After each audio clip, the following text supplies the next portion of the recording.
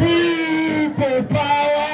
Our power. Our power. People power. Akayomu kawulira. Ekitabo. Basebo ne bannyabo ono ye Lwengo. Yenze Sentamu Julius Owedembe.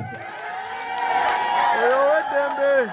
Nsanyuse nnyo okulaba ka vibe mukakuumire waggulu ddala olw'okuba ensolo ku kizigo ekola ki? Kweri. Ate yange kweri nnyo. Yeyanziza omukisa ogumpeereddwa bannalwengo abagenyi baffe mwebale kujja. Ono ye Lwengo. Naddala wano mu Bukoto South waliwo amawulire ge twagala okuweereza waggulu eyo. Amawulire ge twagala okuweereza waggulu eyo nze gwe neesimbawo naye wano bamuyita Dokita Twakagabo. Kakati tufunye omukisa mwe baganda bange nti eyalina enkofiira eno kati aliko baasi. Akalulu kagenda kubeera wakati wa NUP ne NUP.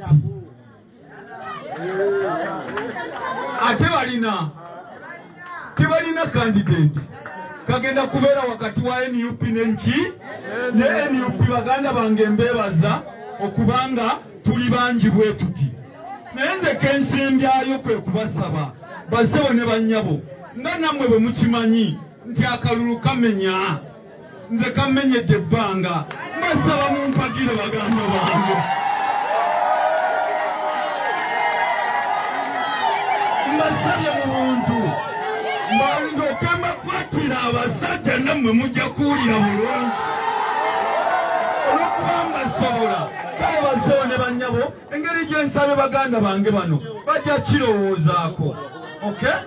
Nammwe abali eyo mbasaba gye muli yonna bw'oba olina ne ka TikTok nteekaako, bw'oba olina ka Facebook nteekaako, bw'oba osobola okunsabira akalulu kakole ki? Kasabe.